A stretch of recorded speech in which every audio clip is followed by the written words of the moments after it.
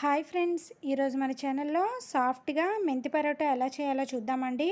ముందుగా ఒక మిక్సింగ్ బౌల్లోకి 2 కప్పుల గోధుమ పిండి తీసుకోవాలి. దానిలోకి కొద్దిగా సాల్ట్ వేసుకొని, 1 కప్పు చిన్నగా తరిగి పెట్టుకున్న మెంతికూరని యాడ్ చేసుకొని, గోరువెచ్చని వాటర్ వేసుకొని పిండిని చక్కగా సాఫ్ట్గా కలుపుకోవాలి. ఈ విధంగా కలుపుకున్న పిండిని చిన్న పిండి ముద్ద తీసుకొని పొడిపిండి చల్లకుంటూ పల్చగా పరోటాలాగా ఒత్తుకోవాలి. మనం నైట్ టైం డిన్నర్లోకి చపాతీలు తీసుకుంటాం కదండి, అప్పుడప్పుడు ఈ విధంగా మెంతి పరోటా కూడా చేసుకోండి. హెల్త్కి చాలా మంచిది. ఈ విధంగా చక్కగా పలుచగా ఒత్తుకున్న దాన్ని స్టవ్ పై ప్యాన్ పెట్టుకొని వేడైన తర్వాత ఆ ప్యాన్పై వేసుకొని కొద్దిగా ఆయిల్ వేసుకుంటూ మంచి కలర్ వచ్చిన వరకు కాల్చుకోవాలి. అంతే అండి, ఎంతో హెల్తీగా ఉండే మెంతి పరోటా రెడీ. ఈ ప్రాసెస్లో చేయండి. పరోటా అయితే చాలా టేస్టీగా సాఫ్ట్గా వస్తుంది. ఇలాంటి మరెన్నో రెసిపీస్ కోసం please subscribe our channel. Thank you for watching.